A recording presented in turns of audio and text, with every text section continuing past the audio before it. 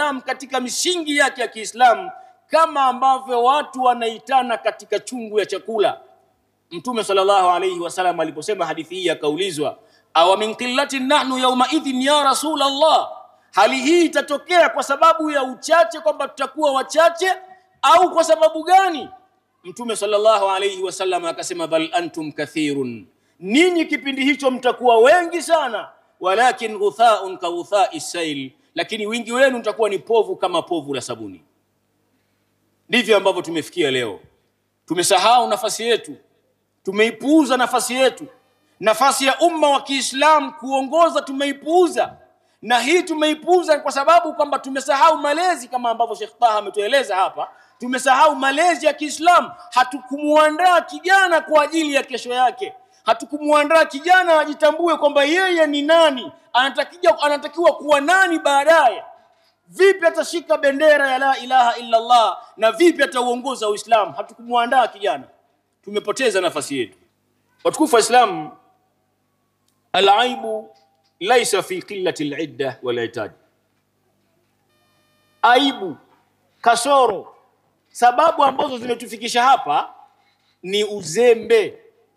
Sio kwamba eti sisi ni wachache sana, sio kwamba eti sisi ni madhaifu sana, sio hivyo. Sisi tuna nguvu mno, sisi ni wengi mno, na sisi tunaweza kufanya na kurudisha Uislamu wetu kuwa kama ambavyo ilikuwa huko nyuma.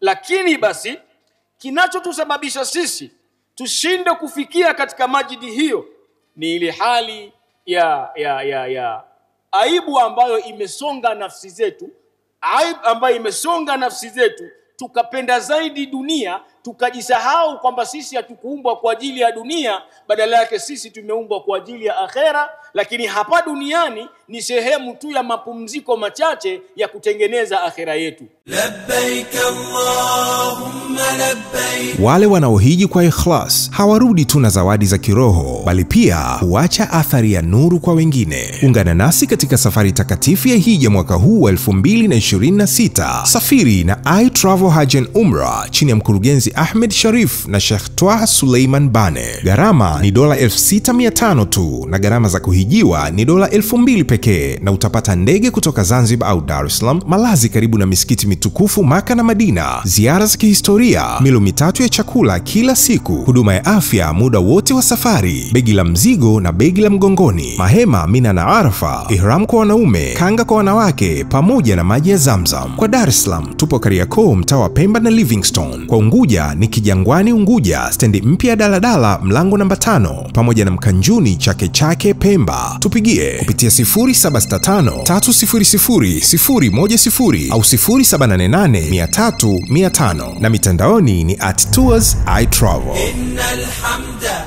wan ni'mata laka wal mulk la sharika lak. Tumkaribishe shehe mwenyeji Muhibu Ali Sengo, imamu mkuu wa msikiti wa Mshindo. Mada yake ni hali ya umma na elimu ya dini tukufu ya Kiislamu. Atakuwa anaiangazia Iringa, lakini vile vile kwingineko nchini. Lakini wakati anajiandaa nitambue uwepo wa Sheikh Kabigiri, Said Kabigiri, ambaye ni katibu mkuu wa BAKWATA mkoa wa Iringa. Tuko naye hapa katika hadhara hii. Lakini tambue uwepo wa Sheikh wetu Omar Nzoa, ambaye ni miongoni mwa wadhamini wa Baraza Kuu la Waislamu Tanzania BAKWATA taifa. Kwa hiyo tuko naye hapa katika hadhara hii. Na sasa nikukaribishe Sheikh Muhibu Ali Sengo na hali ya umma na elimu ya dini tukufu ya Kiislamu. Ni miongoni mwa mashehe wenyeji kwa siku hii ya leo ambao wanaanza kuzungumza kwa sasa. Ama kwa hakika inaniwia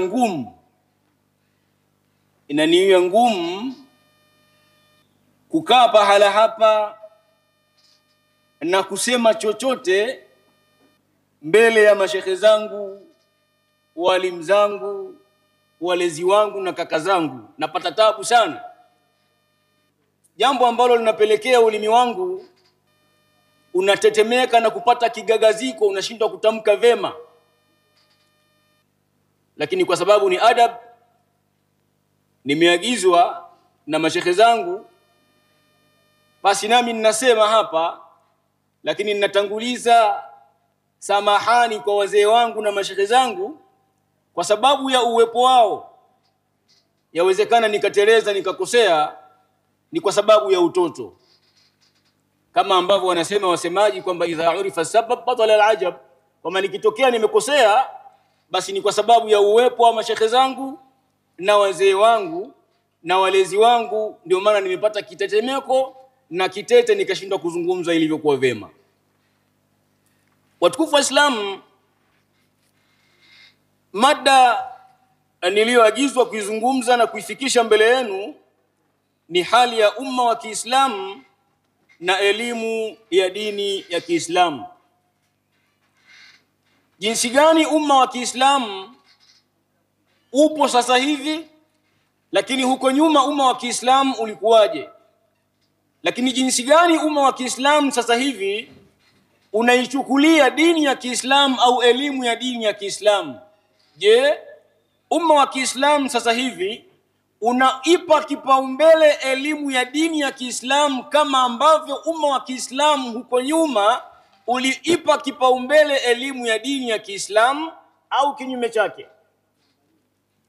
Lakini kabla ya kueleza hayo, nitangulize mbele yenu kauli ya Allah subhanahu wa ta'ala inayopatikana katika surati al-Baqarah aya ya 142.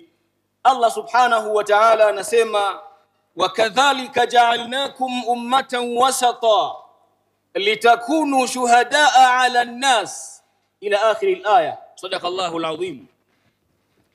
Kupitia aya hii Allah subhanahu wa ta'ala anatuonesha nafasi ya umma huu,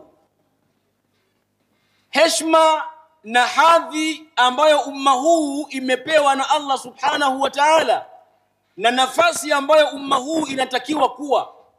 Allah anasema, wakadhalika ja'alnakum ummatan wasata, na hivyo hivyo tumekufanyeni ninyi ummati Muhammad, yani umma wa Kiislamu, kuwa ummatan wasata, umma mwerevu, umma wenye akili. Umma wenye akili ni ule umma ambao unapaswa kuwa na maendeleo ya kijamii, maendeleo ya kidini na maendeleo ya kila kitu. Manake umma wenye akili ni ule ambao umetanguliza dini mbele kabla ya kitu kingine chochote. Dini imekuwa mbele, halafu vitu vingine vikafuata, kwa sababu Allah subhanahu wa ta'ala ameumba umma huu katika dini. Hakuumba umma huu au hakumuumba wanadamu nje ya dini. Mzee wangu, mwalimu wangu Sheikh Taha amesoma hadithi ya Mtume sallallahu alayhi wasallam bidayatan, akasema, kullu mauludin yuladu ala alfitra, kila anayezaliwa anazaliwa katika fitra. Fitra kwa maana ya dini iliyo sawa sawa, dini ambayo Mwenyezi Mungu subhanahu wa ta'ala ameridhia kwa waja wake waifuate. Kwa hivyo Mwenyezi Mungu subhanahu wa ta'ala ameuumba umma huu na kuweka umma huu kuwa wasatan, manake ni umma uliokuwa katika dini, umma ambao unatakiwa kufahamu thamani yake na kufahamu jukumu lake. Waislamu, nahnu ummatan, sisi ni umma ambao khuliqna linaquda, tumeumbwa na kuwekwa katika dunia hii linaquda, ili tuwe viongozi, tuongoze nyumati nyingine zote, jamii nyingine zote zifuate Waislamu. La linatabi, sisi hatukuumbwa ili kufuata watu wasiokuwa Waislamu, badala yake sisi tumeumbwa ili tuongoze jamii, kwa maana jamii zote zifahamu kwamba uko Uislamu na Waislamu ndio wanaokuwa na dini na mfumo uliokuwa sahihi wa kuigwa na kufuata katika maisha haya ya dunia. La linufsid, sisi tumeumbwa linuslih la linufsid. Tumeumbwa katika dunia hii ili tuimarishe ardhi, tutengeneze ardhi, sio tufanye ufisadi. Yale yaliyotokea juzi kama alivyosema mzee wangu ni kwa sababu ya kutokufahamu thamani yetu, ndio maana wengi wetu tumekwenda kufanya uharibifu katika ardhi baada ya kutengeneza lengo ambalo Allah subhanahu wa ta'ala ametuumba na kutuweka katika lengo hilo. Lakini Allah subhanahu wa ta'ala ametuumba na kutuweka katika dunia hii linakuna shuhada, ili sisi tuwe viongozi. Tuwe viongozi ala nasi, kuwaongoza watu, la ala hamishi tarikh, Sisi tusisome tu katika historia kwamba ilikuwepo jamii ya Kiislamu huko nyuma ilitawala dunia na kuongoza. Badala yake sasa hivi ndio muda wa sisi kusimama na kuongoza, kutimiza lengo la Allah subhanahu wa ta'ala, kwa sababu wale waliokuwa nyuma yetu waliongoza kwa sababu walishikamana na dini ya Kiislamu, na sisi leo hii tunapaswa kushikamana na dini ya Kiislamu sawa sawa ili tuweze kushika hatamu za uongozi. Waislamu, ashatil ummatul islamiyyatu uhudan min at-tamkini war-riyada. Umma wa Kiislamu huko nyuma miaka kadhaa iliyopita waliishi katika hali ya uongozi na kushika hatamu za uongozi. Dunia nzima ilitambua kwamba wako Waislamu. Wakanat bifadlillahi mash'ala nurin yaqudu albashariya. Na umma huo kipindi hiko kwa rehma za Allah subhanahu wa ta'ala ulikuwa ni mwenge au miale ya nuru inayoongoza watu katika hidayah, kuelekea katika usawa, kuelekea katika uongofu ambao Allah subhanahu wa ta'ala aliutaka umma huo uishi. Lakinna al-yawma naqifu fi zamani ikhtalatat fihi al-masarat. Lakini leo sisi tunaishi katika zama ambazo mapito yamekuwa mengi, njia zimekuwa nyingi, watu tumesambaratika. Ule msingi ambao Allah subhanahu wa ta'ala alituwekea tumeachana nao, tumechanganyikana na njia zisizokuwa za sawa. Lakini sio hivyo tu, bali dha'afatil azaim, ari na azima, ari na hamasa ya Kiislamu imepotea. Watakalabat alaina al-umam, nyuma zisizokuwa za Kiislamu, mataifa yasiyokuwa ya Kiislamu yametuzingira, yametusonga Waislamu. Tumekuwa sasa hivi tunaswangamana au tunasongwa na wasiokuwa Waislamu, na tunaitiwa, yani mataifa yasiyokuwa ya Kiislamu yanaitana kwa ajili ya kusambaratisha sisi Waislamu, kama ambavyo Mtume sallallahu alayhi wasallam alisema, yushaku an tatadaa alaykumul umamu kama tatadaa al-aklatu ala qas'atiha. Unakaribia mataifa kukusanya na kuitana kwa ajili ya kuwadhuru na kuwasambaratisha Waislamu na kuwatoa Waislamu katika misingi yake ya Kiislamu, kama ambavyo watu wanaitana katika chungu ya chakula. Mtume sallallahu alayhi wasallam aliposema hadithi hii akaulizwa, aw min qillatin nahnu yawma idhin ya Rasulullah, hali hii itatokea kwa sababu ya uchache, kwamba tutakuwa wachache, au kwa sababu gani? Mtume sallallahu alayhi wasallam akasema, bal antum kathirun, ninyi kipindi hicho mtakuwa wengi sana, walakin ghutha'un ka ghutha'is sayl, lakini wingi wenu mtakuwa ni povu kama povu la sabuni. Ndivyo ambavyo tumefikia leo. Tumesahau nafasi yetu, tumeipuuza nafasi yetu, nafasi ya umma wa Kiislamu kuongoza tumeipuuza. Na hii tumeipuuza kwa sababu kwamba tumesahau malezi, kama ambavyo Sheikh Taha ametueleza hapa. Tumesahau malezi ya Kiislamu. Hatukumuandaa kijana kwa ajili ya kesho yake. Hatukumuandaa kijana ajitambue kwamba yeye ni nani, anatakiwa kuwa nani baadaye. Vipi atashika bendera ya la ilaha illa Allah na vipi atauongoza Uislamu? Hatukumuandaa kijana. Tumepoteza nafasi yetu.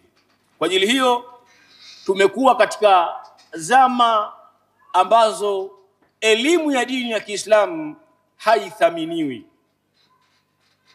kwa sababu tumejidharaulisha na kujidhalilisha wenyewe. Tumewapa nafasi wasiokuwa Waislamu kututoa katika misingi ya Kiislamu. Sasa Uislamu, ndugu zangu, ndiyo masdaru izzatina. Uislamu ndiyo chimbuko na ndiyo asili la utukufu wetu.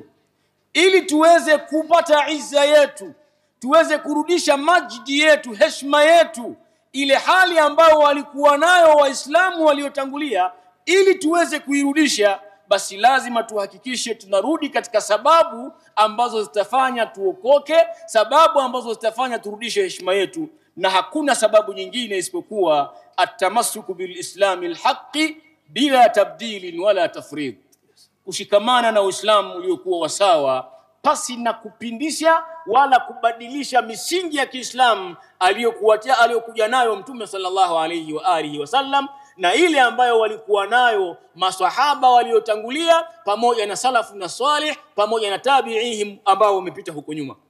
Kama tutarudi katika misingi ile, tutarudi katika riada. Kama tutashikamana na misingi ile, majidi yetu, izza yetu itarudi, na tutatambulika kama Waislamu, kama ambavyo walitambulika wenzetu ambao wametangulia. Lakini kinyume na hivyo hatutoweza kurudisha majidi yetu na wala izza yetu haitoweza kurudi. Lakini sio hivyo tu, riada katika dunia haitopatikana katika umma wa Kiislamu. Watukufu wa Islam, al-aibu laysa fi qillati al-idda wal i'tad.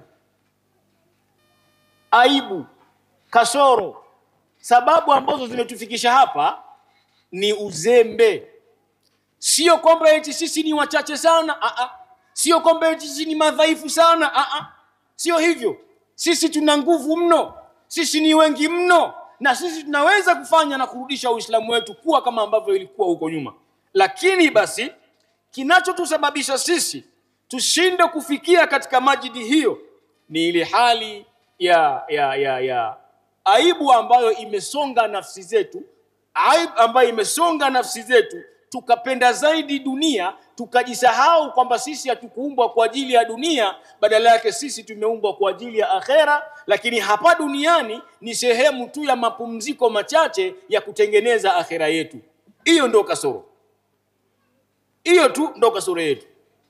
Lakini ukisema kwamba sisi ni wachache au sisi hatuna maandalizi, hatuna silaha, sio kweli. Sisi ni wengi mno. Ukiangalia salafu salih, wao walikuwa wachache kuliko sisi sana sana sana. Wao walikuwa wachache sana kuliko sisi, lakini kwa sababu waliandaliwa na Mtume sallallahu alayhi wasallam, mtume ambaye aliletwa kwa ajili ya kutengeneza umma, akawaandaa watu kwa ajili ya umma, kwa ajili ya kushika hatamu za uongozi, wakaongoza umma baada yake. Pamoja na uchache wao waliandaliwa wakaandalika. Kwa hiyo aibu ipo kwetu sisi, kwa maana hatukujiandaa au tumeandaliwa lakini hatukuandalika. Sasa bado hatujachelewa. Tuna nafasi ya kuandaa watoto wetu, lakini pia kutengeneza watoto wetu watambue kwamba wao ni kina nani, watambue kwamba wao wapo kwa ajili gani. Sisi ambao tutasema kwamba sasa umri sisi umekwenda, hatuwezi na kutengeneza yaliyopita, basi tuwaandae watoto wetu ili wasimame kubeba amana hii ya kupeleka mbele Uislamu wa Allah subhanahu wa ta'ala. Ndugu zangu, umma huu una amali kubwa sana. Umma huu una matarajio, una amali kubwa sana kurudi katika hatamu kama ambavyo walikuwa wenzetu waliotangulia. Umma huu una amali kubwa sana katika nusra, lakini pia kurudi katika hali ambayo ilikuwepo huko nyuma. Na ili tuweze kurudi katika hali ambayo ilikuwepo huko nyuma kwa maswahaba na waliotangulia, basi lazima tufanye tartib aulawiyatiha walintilaq min aqidatin safia. Lazima tuchukue yale mambo ya msingi, ikiwemo kuandaa vijana wetu na kurudi katika akida na itikadi iliyokuwa ya sawa, ambayo itaamsha ari za vijana wetu na kuwajenga vijana wetu katika hali iliyokuwa njema. Badala yake, tukifanya hivyo tutaweza kusimamisha dola na Uislamu utarudi katika hatamu yake. Lakini kama hatukufanya hivyo, tutarudi katika hali ya kulalamika kila siku na kulaumiana kumtafuta nani mchawi, wakati wachawi ni sisi wenyewe. Kwa sababu vita ya Kiislamu na wasiokuwa Waislamu bado ingali inaendelea. Sheikh Taha katika mazungumzo yake alizungumzia bia al-amma. Biatul amma, malezi, katika malezi pale kazungumzia biatul amma kwa maana ya mazingira kwa ujumla. Mazingira tuliyokuwa nayo leo, mazingira tunayoyaishi leo ni mazingira ambayo yanaonesha vita kati ya Uislamu na wasiokuwa Waislamu bado ingali ipo, tena kubwa mno. Angalia hata katika mitaala ya elimu yetu. Mitaala yetu ya elimu mashuleni. Watoto wetu wa Kiislamu leo hii hawana muda hata kidogo wa kujifunza dini yao ya Kiislamu. Sasa kama mtoto hajawekewa muda wa kujifunza dini yake ya Kiislamu, manake hawezi kujitambua yeye ni nani. Hawezi kutambua jukumu lake katika dunia hii ni lipi. Hawezi kutambua nafasi yake katika Uislamu ni ipi. Leo vijana wetu wa Kiislamu mpaka Jumapili wanakwenda shule. Mpaka Jumapili, yani muda mchache sana ambao walimu wa madarisi wananyang'anyana kuwafundisha watoto wetu dini ya Kiislamu na misingi ya Kiislamu. Ile akida wananyang'anyana. Lakini mpaka Jumapili bado watoto wetu wa Kiislamu wanazingirwa, wanasongwa, hawapewi muda wa kuisoma dini ya Kiislamu. Kwa hii yote ni vita ya kuhakikisha mtoto wa Kiislamu anatolewa katika misingi ya Kiislamu, asiandaliwe vema kwa ajili ya kesho yake. Badala yake leo tunalalamika kwamba Waislamu tuko nyuma, hatujashika riada, na kesho vivyo hivyo tutaendelea kulalamika, kwa sababu vita hii ni vita endelevu. Kama hatutoamka tutashikamana na Uislamu sawa sawa, vita hii itaendelea kuwepo mada dahr ila an yaritha Allahu al-ardha wa man alayha. Ndugu zangu, ulimwengu leo ulimwengu unashuhudia mabadiliko mbalimbali, tena makubwa, na vita kubwa, tena vita isiyotumia silaha, vita inayotumia fikra, vita vya akili. Ndivyo ambavyo tunapigwa Waislamu. Watu watumii silaha tena sasa hivi. Vita vya silaha vimepoa. Badala yake watu wanatumia vita vya fikra. Wanamtoa mtoto wa Kiislamu katika daira ya Kiislamu. Sheikh Taha Suleiman Bani amezungumzia wasailul i'lam, vyombo vya habari, television, simu na kadhalika. Vyote hivi ziko maudhui mle mahsusi kabisa za kuwatoa watoto wa Kiislamu katika misingi ya Kiislamu. Na wenzetu haya wameyaweka sio kwa bahati mbaya, wameyaweka maksudi, ikiwa ni vita vya fikra, kuhakikisha wanamtoa Muislamu katika msingi ya Kiislamu, ili Muislamu huyu abaki hajui kesho yake itakuwa vipi, ili asije akaamka, kwa sababu akiamka Uislamu ni tamatul kubra, lakini kulala kwa Muislamu ndio amani kwa jamii. Leo umma wa Kiislamu umekuwa unakwenda unaswagwa kama ng'ombe, haujui unapelekwa wapi. Unapelekwa marishoni au unapelekwa machinjioni kwenda kuchinjwa, kuliwa nyama. Haujui, unakwenda tu msobe. Ukifungua television leo utakumbana vipindi vya ajabu, radio vipindi vya ajabu, illa marahima rabb. Na kibaya zaidi, hata majumbani wazazi hatuko makini katika kufuatilia watoto wetu, kwamba unaangalia kipindi gani, unasikiliza kipindi gani. Mbaya zaidi, wazazi nao wamekuwa wakishiriki kucheza na watoto wao katika kuangalia television, wanaangalia misalsalati na tamthilia zisizokuwa na maadili. Ukiingia katika nyumba za Kiislamu leo, nyumba 10 unaweza kukuta nyumba moja pengine ndio hawaangalii tamthilia. Hata swala haipatikani ndani ya nyumba. Familia ya Kiislamu hata swala haipatikani. Watu wako bize kuangalia tamthilia asubuhi mpaka jioni. Sasa familia kama hii lini itakumbuka kwamba yenyewe ni familia ya Kiislamu na jukumu lake ni kuulinda Uislamu? Familia kama hii lini itakumbuka? Lini itaamka familia hii? Wakadhalika ja'alnakum ummatan wasata, vivyo hivyo tumekufanyeni ninyi kuwa ni umma wakati na kati, umma muadilifu, umma wenye akili, unayechuja mambo na kutambua nini ufanye. Lakini hii tumeisahau leo. Tumesahau kabisa. Tumesahau nafasi yetu. Tunajiona kwamba sisi tumeletwa duniani kuja kuangalia tamthilia tu. Muda wote tunaangalia tamthilia. Season hazibaia. Ikitoka hii inaingia hii, ikitoka hii inaingia hii. Baba, babu, mama, mtoto, mke na mjukuu, wote kwa pamoja tuko bize kuangalia tamthilia. Lini umma wa Kiislamu utaamka, utatambua kwamba wenyewe ni umma ambao umeletwa kuongozwa. Umeletwa kuongoza na si kuongozwa. Umeletwa umma huu kushika hatamu za uongozi na si kufika mikia. Lini umma huu utatambua kama muda wote sisi tuko kwenye television tunaangalia tamthilia? Maana tumelala. Ili tushike hatamu za uongozi lazima tuamke, tutambue thamani yetu. Elimu ya dini ya Kiislamu ipewe nafasi kama nilivyosema pale. Sababu itakayotufanya tushike hatamu za uongozi, turudi katika majidi yetu na izza yetu irudi, tuwe kama walivyokuwa wenzetu, ni atamassuku bil islamil haqiqi, kushikamana na Uislamu uliokuwa sahihi. Faakhim wajhaka lid-dini hanifa fitratallahi allati fatara an-nasa 'alayha, elekeza uso wako hapo katika dini tukufu Huo ndio mfumo na ndio utaratibu ambao Allah amemuumba mwanadamu na kumweka katika utaratibu huo. Wewe hukuumbwa kwa ajili ya dunia, umeumbwa kwa ajili ya akhera. Hapa umetulizwa tu kidogo. Tena Allah akasema wamal hayatu dunya illa mata'ul ghurur. Ni starehe fupi sana zenye kupumbaza, za uongo hivi. Sasa zisikudanganye hizi zikakutoa katika malengo.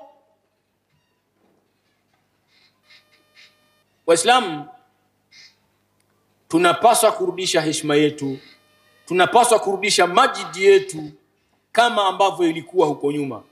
Na ili turudishe majidi yetu na heshima yetu, basi lazima tuandae watu, lazima tutengeneze watu. Vipi tutatengeneza watu? Kupitia madaris, kupitia tarbia. Majumbani mwetu tuhakikishe kwamba tunalea kama Mtume amefundisha na Allah ameagiza, lakini madaris zipewe nafasi yake. Tuhakikishe watoto wetu tunawapeleka madrasa kwa mashekhe, tukakabidhi watoto wetu kwa walimu ili walimu wawalee watoto wao.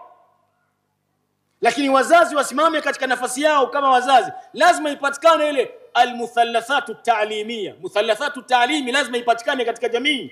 Ili tuweze kulea vijana wetu lazima ipatikane muthallathatu ta'limi, muthallathu ta'lim, triangle. Upande wa baba au mzazi, mwanafunzi na mwalimu. Hapa lazima pawe na mawasiliano ya moja kwa moja. Sheikh Taha Suleiman Bane alitusomea shairi moja, anasema kaifa mata yatimul bunyan. Vipi jengo litakuja kutimia, likamilike jengo katika kujengwa kwake, wakati wewe unajenga alafu mwingine huko anabomoa? Mata yatimu, haliwezi kutimia. Lakini kama kuna muthallathu ta'lim, baba au mzazi, mwalimu na mwanafunzi, wote kwa pamoja mkiwa na lengo moja, maana yake mtafika lengo, mtatengeneza vijana, mtatengeneza watu ambao watakuwa wanajitambua. Wakijitambua watu hao watafahamu malengo yao, wakifahamu malengo yao watatambua namna sahihi ya kuweza kutimiza malengo yao na kutetea Uislamu. Uislamu utarudi katika majidi yake kama ambavyo ulikuwa katika kuruni sabiqa. Kinyume na hivyo hatuwezi kufika. Faliyakun kullu mu'minin ala thughrin min thughuri alislam. Kila muislamu anapaswa kusimama katika pembe miongoni mwa pembe za Kiislamu, kwamba huu ndio Uislamu. Muislamu asimame pale, mwingine asimame pale, mwingine asimame pale, mwingine asimame pale. Lengo kuhakikisha tunaulinda Uislamu, tuulinde Uislamu na kutetea Uislamu. Tuandae vijana wetu ili waweze kuja kutengeneza jamii bora ya Kiislamu. Na tufahamu kwamba inna Allaha la yudhi'u amala amilin minkum. Vile ambavyo unafanya wewe, usione kwamba mimi mbona sina mtoto, au hata nikifanya nani ataneemeka.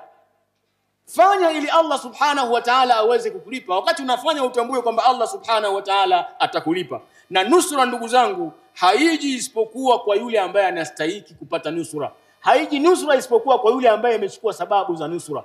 Kwa kama hatutokuwa tumesimama imara tukautetea Uislamu, tukawaandaa vijana na kuwafahamisha kwamba wao ni kina nani, wanatakiwa kufanya nini katika dunia hii, tukalala usingizi, tukawabize kuangalia tamthilia, tutabaki tukilalamika kila siku, sisi tuko nyuma, sisi tuko nyuma, sisi tunaonewa, sisi tunaonewa, kwa sababu hatujachukua sababu za kufanikiwa, hatujachukua sababu za kuamka. Fala nusrun illa liman adda haqqa. Hawezi mtu akapata nusra isipokuwa yule ambaye ametimiza misingi ya kupata nusra. Wala tamkin, na wala hakuna mafanikio illa liman istahaqqa, isipokuwa kwa yule anayestahili kupata ushindi huo au mafanikio hayo. Ndugu zangu, tupo katika mihan, lakini tufahamu kwamba mihan siku zote ndizo ambazo huwa zinatengeneza watu. Shida, matatizo siku zote ndio huwa yanatengeneza watu. Yanapotokea matatizo, mitihani, huwa ni tamhiz. Nimeambiwa muda umeomba kile kanne sasa. Allahu akbar. Siku zote matatizo ndio huwa yanatengeneza watu, yanachuja na kumuonyesha nani ni nani na nani ni nani. Kwa sababu gani? Siku zote anapopata mitihani mja muumini, hapo sasa ndio utaweza kumtambua. yupi muumini wa kweli na yupi ambaye sio muumini wa kweli. Muumini wa kweli anapata mitihani anasimama imara na kutambua kwamba huu ni mtihani Mwenyezi Mungu Subhanahu wa Ta'ala ameniletea. Kwa hiyo anasimama imara na kumuomba Allah Subhanahu wa Ta'ala ampitishe salama katika mtihani huo. Unapata mtihani ni kipimo kwamba wewe unapimwa na Allah Subhanahu wa Ta'ala. Allah anataka kuangalia imani yako, lakini anataka kuangalia uelewa wako na akili yako ina upeo kiasi gani. Mihan ni tamhis. Kwa hiyo tupo katika kipindi cha mitihani, kipindi ambacho tunatakiwa kujitathmini, tujitambue kwamba sisi ni kina nani. Ukishajitambua kwamba wewe ni kina nani, wewe ni nani, basi simama imara, kwa sababu kupitia mitihani hiyo hiyo ambayo inaleta matatizo na shida, mitihani hiyo ndio tasna'ur rijal, hiyo ndio inatengeneza watu. Famin rahimil mihan yuladul amal, kutokana na tumbo lenye mitihani ndio huwa yanazaliwa matumaini na matarajio. Wa min baini rukami yakhruju tala'i, kupitia kutu ndio unaona kwamba mianga ile inaonekana, shida zile vumbi unaona miale ile inaonekana ya kheri. Kwa hivyo Mwenyezi Mungu Subhanahu wa Ta'ala ameahidi kwamba umma huu ataupa tamkini na kuupa riada, kama ambavyo alisema katika surati An-Nur kule, wa'adallahu alladhina amanu wa amilu salihati minkum la yastakhlifannahum fil ardi kama istakhlafa alladhina min qabl. Kule Mwenyezi Mungu alishaweka ahadi hiyo, wale wote waliomwamini Allah Subhanahu wa Ta'ala, Allah Subhanahu wa Ta'ala atawapa khilafa, atawapa tamkini na atawapa nusura katika dunia hii. Kwa hiyo ili uweze kupata tamkini, basi lazima uhakikishe unajitambua wewe ni nani, na ustahiki kupata tamkini kwa kufanya jitihada za kupita ili uweze kutengeneza tamkini yako na uweze kupata izza hiyo. Kila mmoja, kwa kumalizia, kila mmoja afahamu kwamba yeye ni mas'ul. Kila mmoja afahamu kwamba yeye ni mas'ul, ana jukumu la kuhakikisha Uislamu huu unasonga mbele kupitia mikono yake. Kila mmoja ana nafasi ya kuweka mchango katika Uislamu ili Uislamu usonge mbele. Kila mmoja ana haki ya kufanya islah katika umma huu, sio kwa mara moja. Yawezekana tu ukazungumza neno moja tu, kupitia neno lako likawa ni lenye hikma, likasababisha jamii kusonga mbele. Yawezekana ukatoa mchango wa fikra, wazo lako likawa linatija, likapeleka mbele Uislamu. Rubba kalimatin mukhlisatin tughayyiru majra haya. Yawezekana neno lako moja tu la ikhlas lenye fikra iliyonyooka likabadilisha mwelekeo na umma ukaenda katika misingi ambayo iko sawa sawa. Ndugu zangu, tulee watoto wetu katika kuipenda dini yao, watambue kwamba wao ni watoto wa Kiislamu, wao ni watoto ambao wanatakiwa kubeba Uislamu na kuulinda Uislamu, na wao watambue kwamba wana jukumu la kurudisha izza ya Uislamu, lakini pia wawe watoto wanaoona hata fahari kujinasibisha na Uislamu. Kwa sababu leo tumefika pahala mtoto wa Kiislamu hajui yeye ni nani, halafu pia hawezi hata kujinasibisha na dini, kwamba hivi wewe Muislamu kweli? Hatambui kwamba yeye ni Muislamu au sio Muislamu. Muislamu au mtoto wa Kiislamu hata kutia udhu hajui. Hata nguzo za Uislamu zile 5 Muislamu hazijui. Sikwambii mtoto, hata mzee, mtu mzima kabisa, muulize nguzo za Kiislamu, baadhi ya watu hawazijui.